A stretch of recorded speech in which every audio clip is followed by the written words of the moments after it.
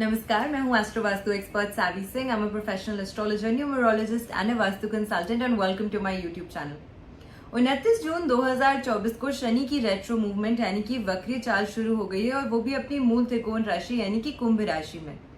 ऐसे में individual horoscopes के अनुसार, आपकी इंडिविजुअल राशि के अनुसार इसका किस तरीके का प्रभाव आपको अपनी लाइफ में देखने को मिल सकता है। शनि देव को एक नेचुरली स्लो मूवमेंट से चलने वाला प्लैनेट जो है वो कंसिडर किया जाता है और ऐसे में एक धीमी गति से चलने वाले प्लैनेट की जब रेट्रो मूवमेंट शुरू हो जाती है, वक्रीय चाल शुरू हो जाती है, तो उसे बहुत ज्यादा अनऑस्पिशियस और अशुभ कंसिडर किया जाता है। और इसका सीधा मतलब ये हुआ कि हर व्यक्ति पे इसका किसी न किसी तरीके से, गंभीर तरीके से जो इम्पैक्ट है वो देखने को मिल सकता है। हाँ, लेकिन इस पे भी डिपेंड करता है कि आपके इंडिविजुअल हॉरोस्कोप में शनि की किस तरीके की परिस्थिति है और साथ के साथ आपकी जो राशि का स्वामी ग्रह है उसका शनि के साथ किस प्रकार का संबंध जो है वो है। आज हम बात करने वाले हैं उन लोगों की जो अपनी लाइफ में और जो अपने हॉरोस्कोप में स्पेसिफिकली धनु राशि यानी कि सैजिटेरियस ज़ोडिएक से प्रभावित होते हैं। तो अगर आपकी लग्ना राशि जो है वो धनु राशि बनती है या चंद्र राशि धनु बनती है, यानी कि आपका असेंडेंट राइजिंग या फिर आपका मून ज़ोडिएक जो है वो सैजिटेरियस बनता है, तो ऐसे में आपके लिए शनि की ये जो वक्रीय मूवमेंट है वो आपको किस तरीके से इम्पैक्ट करने वाली है। सबसे पहले, क्योंकि शनि देव जो है वो एक स्लो मूविंग प्लैनेट माने जाते हैं, वो सबसे ज्यादा वृद्ध प्लैनेट, ओल्डेस्ट प्लैनेट कंसिडर किए जाते हैं। और जब भी हम किसी भी पुरानी चीज की बात करते हैं तो उसके साथ डायरेक्टली एक मेच्योरिटी, एक सेंसिबिलिटी और साथ के साथ एक तरीके से विजडम जो है वो जुड़ जाती है। यानी कि शनि जो है वो भी विजडम के कारक माने जाते हैं। और साथ में अगर हम धनु राशि की बात करते हैं तो उस राशि का जो स्वामी ग्रह है वो जुपिटर है।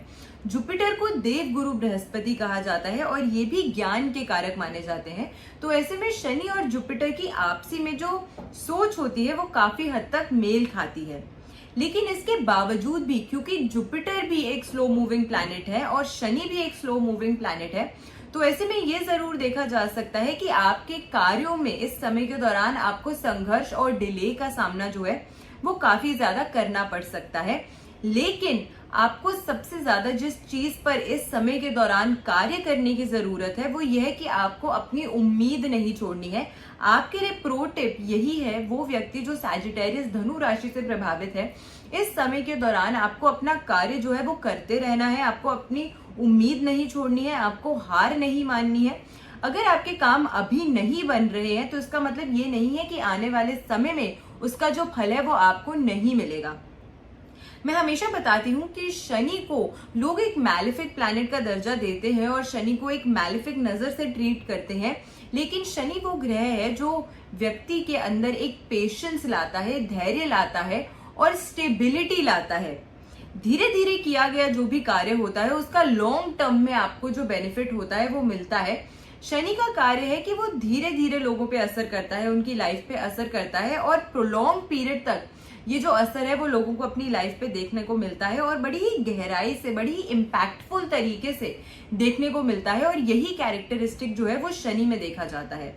इसी वजह से शनि को डिले और हर्डल्स और ऑब्स्टिकल्स के साथ जोड़ा जाता है, क्योंकि जब आप कर्म मेहनत से नहीं करेंगे, परिश्रम आप सच्चे मन से नहीं करेंगे, उस आपके मन में वो भावना नहीं होगी किसी भी काम को अच्छे से करने की, तो जाहिर सी बात है कि उसका जो इम्पैक्ट है और उसका जो रिजल्ट है वो उतना ज्यादा अच्छा नहीं होगा जितना आप एक्सपेक्ट करते हैं। तो इसीलिए पेशेंस से अगर आप कार्य करते रहेंगे, आप मेहनत में कहीं कमी नहीं छोड़ेंगे, तो आने वाले समय में उसका जो अच्छा रिजल्ट है, उसका जो फ्रूटफुल रिजल्ट है वो आपको जरूर देखने को मिलेगा। धनु राशि की स्पेसिफिकली अगर हम बात करते हैं तो आपकी कुंडली के अनुसार आपके सेकंड हाउस, आपके द्वितीय भाव और आपकी कुंडली के तृतीय भाव, तीसरे भाव, इन दोनों ही भावों के जो स्वामी ग्रह हैं वो शनि है। और आपकी कुंडली के स्पेसिफिकली अगर हम बात करें तो तीसरे भाव में शनि जो है वो रेट्रो हो रहे हैं। तीसरा भाव आपकी पराक्रम, आपकी मेहनत, आपकी हार्डवर्क का भाव माना गया है। ऐसे में वहां पे शनि जो एक ऑलरेडी स्लो मूविंग प्लैनेट है वो जब रेट्रो हो जाते हैं तो कहीं ना कहीं ये दर्शाता है कि आपके पराक्रम में कमी आ जाएगी, आपकी मेहनत में, आपके हार्डवर्क में कमी आ जाएगी। आप उस मन से, उस इच्छा से, उस जील, उस इंथुजियाज्म से कार्य नहीं करेंगे जिससे आप इनिशियली करते थे या जिससे आपको करना चाहिए अगर आप अपनी लाइफ में कोई सफलता जो है वो देखना चाहते हैं। तो सबसे पहले तो आपको ये ध्यान देना है कि आपकी हार्डवर्क में, आपके परिश्रम में कहीं से भी कोई कमी ना रह जाए। दूसरी चीज ये है कि शनि जो है वो आपके 3rd हाउस में बैठ के तीसरी दृष्टि से आपके पंचम भाव को देख रहा है। पंचम भाव आपकी रेप्यूटेशन का भाव है, पंचम भाव आपकी प्लानिंग का भाव है। पंचम भाव, अगर आप एजुकेशन के क्षेत्र से जुड़े हुए हैं, अभी स्टूडेंट है, पढ़ाई कर रहे हैं, तो आपके लिए एजुकेशन है। अगर आपकी शादी हो चुकी है तो आपके लिए संतान का भाव है। और जनरली भी आपके लिए आपके रिलेशनशिप्स, आपके लव रिलेशनशिप्स और आपकी फ्रेंडशिप्स का भाव माना गया है। वहां पे जब शनि की तीसरी रेट्रो दृष्टि पड़ती है तो ऐसे में इन क्षेत्रों में आपको दिक्कतों का सामना करना पड़ सकता है। आपकी फ्रेंडशिप्स में, आपके फ्रेंड सर्कल्स में, रिलेशनशिप्स में मनमुटाव की जो स्थिति है वो बन सकती है। एजुकेशन, अगर आप एजुकेशन के क्षेत्र से जुड़े हुए हैं, स्टूडेंट है, तो कहीं ना कहीं आपका जो फोकस है वो लूज आउट हो सकता है। आप उतनी मेहनत नहीं करेंगे या उतने मन से पढ़ाई नहीं करेंगे, फिर आपको जो रिजल्ट है वो शायद उतना ना मिल सके जितना आप इनिशियली एक्सपेक्ट कर रहे थे। तो इट इज अ चेन कि अगर आपने अपने इच्छा में कहीं ना कहीं कमी लाई, अपनी मेहनत में कहीं ना कहीं कमी लाई, तो उसका जो रिजल्ट है वो आपको देखने को मिलेगा। तो इस समय के दौरान आपको जो परिश्रम है वो करते रहना पड़ेगा, क्योंकि शनि देव की जो सप्तम दृष्टि है वो आपके 9वें भाव पे पड़ रही है। 9वां भाव आपके भाग्य का भाव है, तो परिश्रम में अगर कमी आ गई तो भाग्य भी उतना साथ नहीं देगा। तो ये दोनों ही एस्पेक्ट्स जो हैं वो शनि की रेट्रो मूवमेंट की वजह से प्रभावित हो रहे हैं। तो 29 जून से 15 नवंबर तक का ये जो समय है उसमें इन प्रकार की दिक्कतों का सामना आपको करना पड़ सकता है। हो सकता है इनिशियल के दिनों में आपको ना लगे, पर क्योंकि शनि वो प्लैनेट है जो धीरे धीरे आपकी लाइफ में अपना असर दिखाता है, तो over the period of time आपको ये जो असर है अपनी लाइफ में किसी न किसी प्रकार से आता हुआ और मैनिफेस्ट होता हुआ दिख जाएगा। तो इस समय के दौरान आपको घबराना नहीं है, आपको मेहनत करते रहना है। मेहनत अगर आप करेंगे तो आपको अच्छा फल जरूर मिलेगा, क्योंकि शनि देव जो है वो कर्म प्रिय देवता माने गए हैं, न्याय प्रिय देवता माने गए हैं। अच्छा कर्म करेंगे, अच्छे मन से कर्म करेंगे, अच्छे भाव से कर्म करेंगे, तो अभी इमीडिएटली नहीं, लेकिन आने वाले समय में उसका अच्छा रिजल्ट जो है वो आपको देखने को मिलेगा। लेकिन आपकी लाइफ को थोड़ा सा इस समय के दौरान ईज आउट करने के लिए भी कौन सी रेमेडी आपको करनी चाहिए वो भी हम आपको इस वीडियो में बताएंगे। लेकिन पहले आपको ये समझ लेना चाहिए कि इस समय के दौरान कौन कौन से एरियाज, कौन कौन से एस्पेक्ट्स में आपकी लाइफ में आपको दिक्कतों का सामना करना पड़ सकता है। तो आपके रिलेशनशिप्स में दिक्कतें आ सकती हैं, आपको आलस ज्यादा आ सकता है। आलस के चलते आप अपनी पढ़ाई में या अपने कामों में उतना ज्यादा इनिशिएटिव नहीं लेंगे जितना आप इनिशियली लेते थे।